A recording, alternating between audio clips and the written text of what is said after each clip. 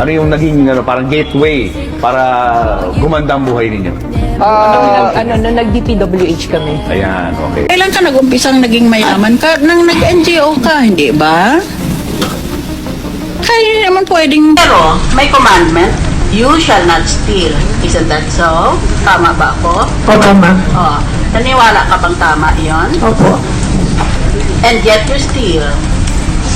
Ang Cadillac, ito yung sports niya. Ngayon ko Navigator, GMC Denali, Grand Wagoneer, pinaship ko from the US sa Suburban, Alphard, Dodge Ram. Marami ang nagulat, nadismaya, at nandiri sa vlog feature ng Diskaya couple, Curly at Sarah, kung saan todo yabang sila sa kanilang nakakalulang yaman. More than 40 luxury cars, The Tundra, Toyota Sequoia, the TRD Pro, Capstone yung high-end niya, yung X5, F-Pace, Altera, GLS, Volvo XC90, and this is the autobiography Range Rover, the Evoque, Defender, not LM, yung Lexus, yung LC2. million peso house decors na iba-iba ang motif kada buwan, mansions, buildings, at kung ano-ano pa. Magkano yung price nito? Ganito po, umabot din kami ng halos mga 7. 700? No, million. Oh my God! 7 million, guys! Oho. Ang sabi nila, to inspire daw para magsumikap ang mga Pilipino na umangat sa buhay. Gladiator, this Porsche. is the Porsche, yes, Cayenne, Maserati, G63, Benz na Avantgarde, ito yung Bentley. Kaya nagustuhan ko to. May wine glass din sa loob. Mercedes-Benz Maybach. Pero yun nga ba talaga? Now we know how they got there. They got there the easy and dirty way. Rolls Royce! Kulinan. Naka-interior siya ng Hermes Orange. Mayaman ka nga, galing naman sa nakaw yung kayamanan mo. Even Sarah herself admitted in her vlog conversation with veteran journalist and now YouTuber Julius Babaw na nag-umpisa silang yumaman noong pumasok sila sa DPWH. Kaya sabi namin ang hirap nito, doon na lang tayo sa City Hall noong time na yun. Ano yung naging parang gateway para gumanda ang buhay ninyo? Nag-DPWH kami. Ayan, okay. Paano yan? Yes. Paano kayo nakapasok doon? Bali, nakapasok kami doon, nagbid lang at saka nagkaroon ng opportunity at ginandahan lang namin po ang gawa namin. Ang DPWH daw ang naging gateway para gumanda ang buhay nila. Rags to riches ang peg ng mga hinayupak.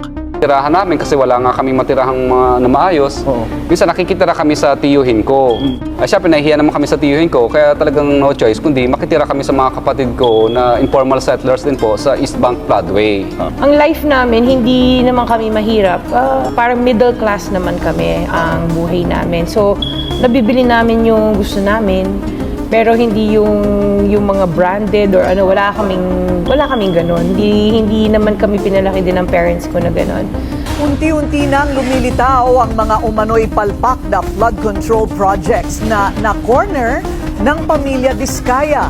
Pero sa gitna ng kinakaharap na issue, no-show ito sa itinakdang press conference kaninang umaga. Huwag natin isantabi ang katotohanan na sila ang isa sa mga paboritong kontratista noong panahon ni Duterte. Post-2016, sila sumabak sa DPWH at doon nagsimulang yumaman, nakakupo ng bilyon-bilyong government contracts. Ngayon, ang kanilang mahigit 40 luxury car collection ay nagparamdam sa mga Pilipino kung gaano tayo kahirap. Nagagamit niyo ba lahat yan? Yun, hindi na nga. Hindi na nga, kasi dami. Yung iba, pinapagamit namin sa mga bata as panghatid sa Yung school. hatid sa school yung mga bata. Gusto raw ni Sarah ng artista vibe, kaya add to cart agad-agad. Tapos we have yung Sprinter, isang artista van din siya. Talagang showbiz na showbiz. Oo. Artista Hindi ba na kasi- naman? Natuwa siya sa payong ng Cullinan Rolls Royce, add to cart, then check out kaagad. And then of course, yung latest, Your favorite? yes, our favorite is the Rolls. Rolls Royce. Yes, the Cullinan. Rolls Royce. This is the Cullinan. So, yung Cullinan, SUV siya ng Rolls Royce. Pero, ang kaya lang iupo nito sa likod, 3. And kaya ko to Ang liit lang sa loob. So, kaya mo to kinuha dahil Kasi ito, may payong oh. Natutuwa ako sa payong. Paano to? sa payong. Ayan. At proud pa silang hindi nila nagagamit ang car collection nila na nagkakahalaga ng mahigit kumulang 100 milyong piso. Samantala, ipinagyabang naman ni Curly ang 7 milyong piso na art decor na sobrang bigat. 7 million, guys. Oho, yung ganyan. I can Pero understand. sobrang bigat Sobrang niyan. hirap naman gawin yan, no? Pero at saka ang bigat po niyan. Gusto pa niyang iba-iba ang background or design kada buwan. Kinausap ko yung isang Chinese sa Ongpin, boss, kaya mo bang gawa ng ganito kalaki, ganito kalaki? Oo. Sabi sa akin, boss, mahal yun. Hindi natin kaya yun. Pero kaya mo ang gawa? Kaya lang mahal, mahirapan ka. Sabi ko, sige, gusto kong magkaroon ng ganon. Kasi naniniwala ako na may swerteng dala yung ganong klase ng bagay. Sabi niya, ikaw palang makakapagpagawa ng ganyan dito sa Pilipinas. Kasi gusto ko sana, buwan-buwan, iba-iba ang background ko. Kaya naman ang tanong ng marami, sino bang matinong taong gagawa nun? Sabi ng iba, ang taong nagsumikap para kumita ng pera ay hindi basta-basta bibili ng mahigit 40 sasakyan na hindi naman gagamitin. Totoo nga naman, from a psychological perspective, ang pagpapakita ng yaman ng mga diskaya sa kabila ng stigma ng kanilang government-linked business sa sektor na puno ng corruption ay maipapaliwanag sa pamamagitan ng concepts tulad ng conspicuous consumption, nouveau riche dynamics, at status-seeking behavior. Ang kanilang mga aksyon ay tumutugma sa classic patterns ng new rich na biglang yumaman, madalas mula sa mga mapanlinlang o ethically questionable na sources na humahantong sa overcompensation at validation seeking. 2022 hanggang 2025, nasa 31.6 billion worth of flood control projects ang nasecure ng 9 na kumpanya na umano'y pagmamayari ng Diskaya family. Halos 6% ito ng lahat ng flood control contracts sa buong bansa. Ayon sa mga psychologist, ang ganitong mga display ay bunga ng insecurity, pangangailangan ng social validation at cognitive dissonance.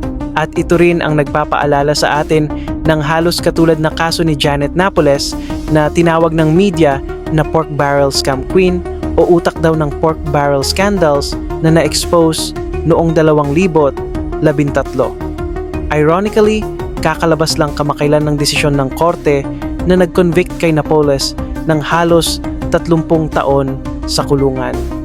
Nahatulan din ang ilan sa mga sangkot sa 10 bilyong piso pork barrel scam. They're not just homicidal. They feel like murdering you. Gusto nilang patayin ka.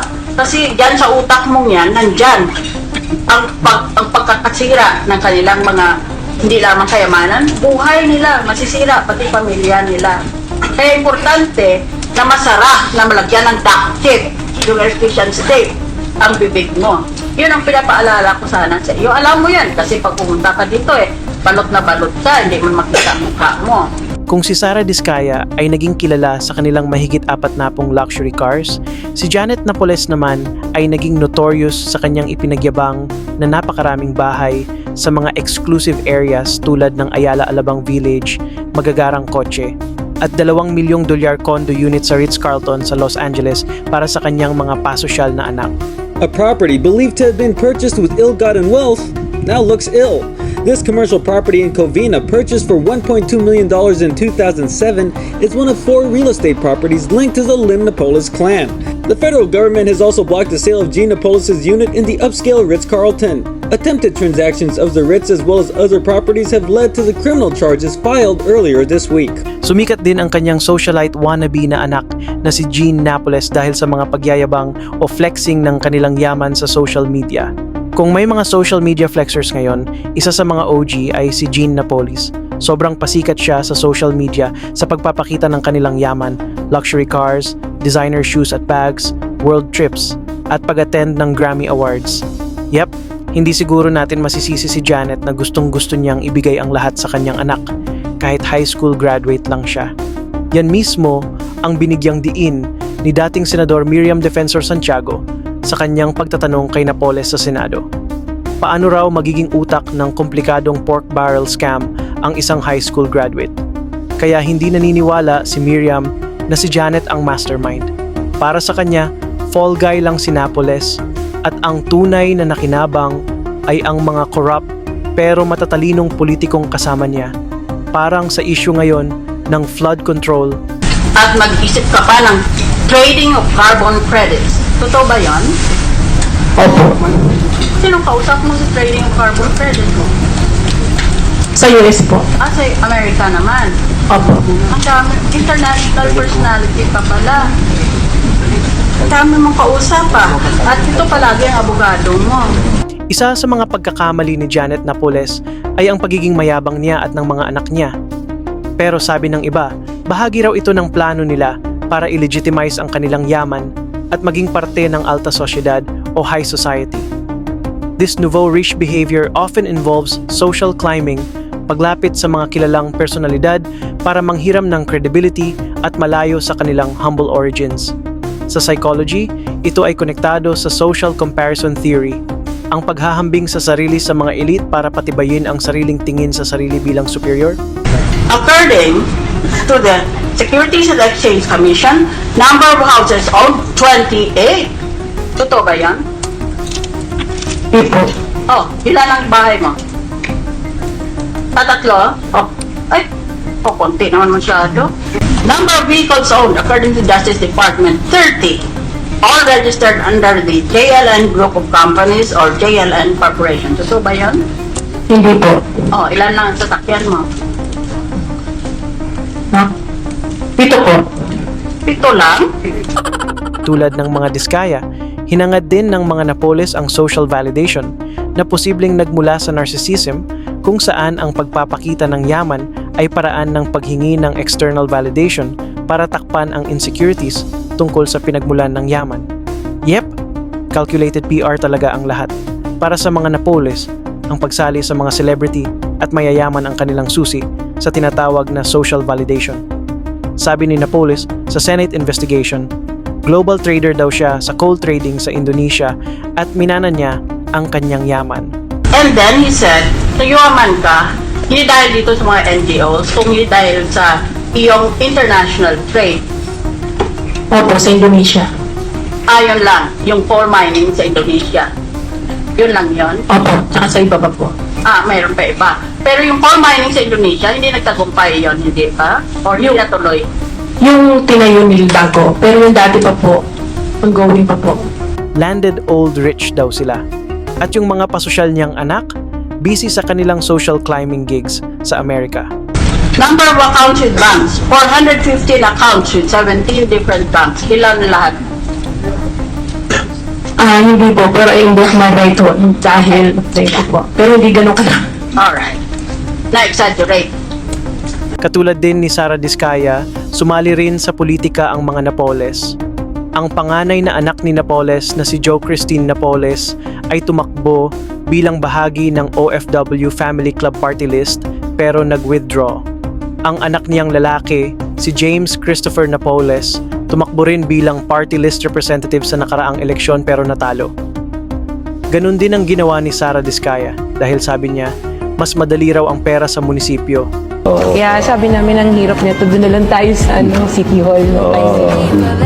Buti na lang, natalo siya sa landslide win ni Pasig Mayor Vico Soto na patuloy sa pagbubulgar ng korupsyon ng mga Diskaya. Yep, parehong madali ang pagyaman ng mga Napoles at Diskaya.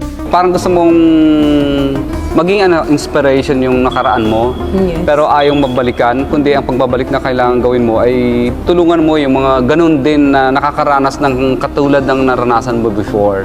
Super bilis ng kanilang pag-asenso, kaya para sa kanila, madali lang gastusin ang pera, hindi kasi pinaghirapan, at pareho rin ang kanilang pagkakamali. Sumali sila sa politika para lalong patibayin at i-legitimize ang kanilang yaman at gumawa ng PR campaign para may ugnay sa alta sosyedad o high society. Sabi nga ni Mayor Vico Soto, maaaring nagbayad sila ng 10 milyong piso para ma-feature sa media at social media. Bahagi yan ng kanilang ambisyon na makamit ang social validation. Yung kanilang mga pagsisikap para sa social validation ay kinabibilangan ng pagpapakita ng yaman, pakikisalamuha sa mga celebrity at pagsali sa politika para magmukhang lehitimo ang kanilang yaman kahit na konektado ito sa mga kaduda-dudang transaksyon sa gobyerno. Pero yun nga ang naging mitya ng kanilang pagbagsak. Madali silang yumaman pero madali rin silang bumagsak. Ngayon, nahatulan na si Janet Napoles kasama ang iilang pribadong individual at sa kasamaang palad, walang top politicians ang napanagot ng batas. Ang tanong na lang, kailan kaya darating ang araw ng pananagutan ng mga Diskaya?